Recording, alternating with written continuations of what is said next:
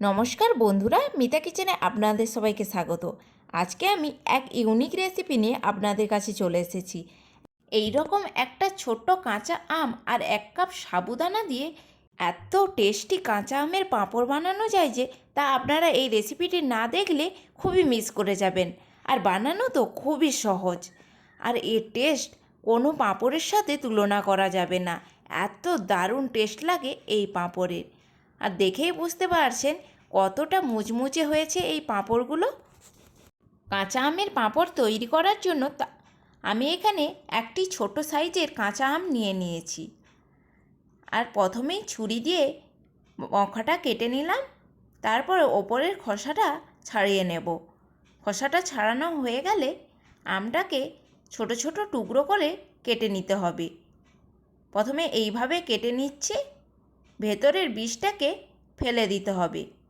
বীজটা ফেলা হয়ে গেলে এই যে শক্ত অংশটা থাকে সেই ওপরের অংশটাকে ছাড়িয়ে নেব। ছাড়ানোর পর টুকরো টুকরো করে আমটাকে কেটে নিতে হবে। আমটা কাটা হয়ে গেলে এক সাইডে রেখে দিলাম। এরপর এই দিকে সাবুদানাটা ভিজিয়ে নেব। তার জন্য 1 কাপ সাবু নিয়েছি। সাবুদানাটা জলের মধ্যে দিয়ে 10 মিনিট ভিজিয়ে রাখতে হবে।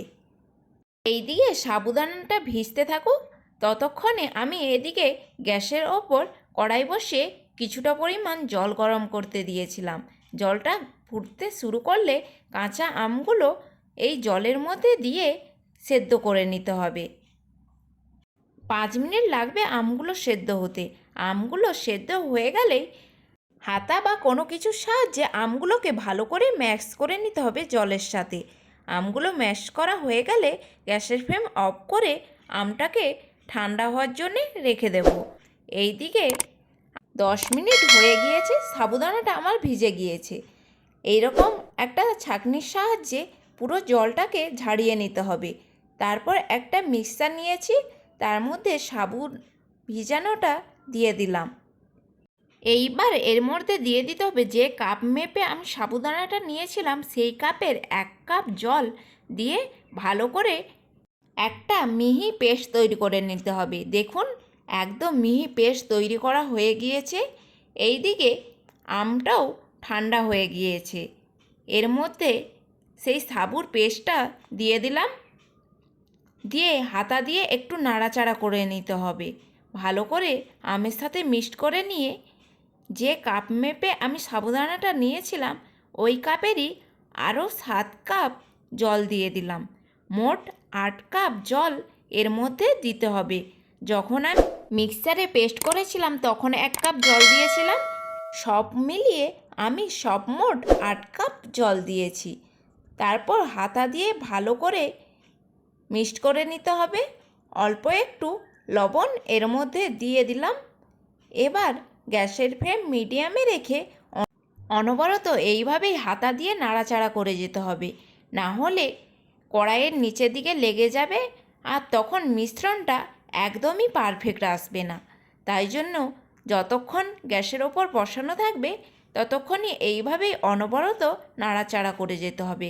সব মোট আমি এখানে 20 মিনিট ধরে একইভাবে গ্যাসের ফ্লেম মিডিয়ামে রেখে রান্না করেছিলাম।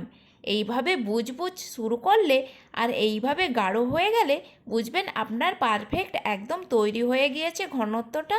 এবার গ্যাসের ফ্লেম অফ করে ঠান্ডা করে নেব। হালকা ঠান্ডা হয়ে গেলে ওপর দিয়ে এইভাবে চিলি ফ্লেক্স দিয়ে দিতে হবে। আর দিয়ে দিলাম হাফ চামচ গোটা জিরে, দিয়ে ভালো করে মিক্সড করে নেব। এইবার পাঁপড়টা রেডি করার পালা। তার জন্য একটা পলিথিন নিয়েছি, পলিথিনের ওপর অল্প একটু সাদা তেল হাত দিয়ে এইভাবে পুরোটাতে বুলিয়ে নিলাম। তারপর হাতা দিয়ে পাঁপড়গুলো এইভাবে দিয়ে দেব। ভিডিওটি যদি আপনাদের ভালো লেগে থাকে অবশ্যই একটি সাবস্ক্রাইব করে দেবেন প্লিজ।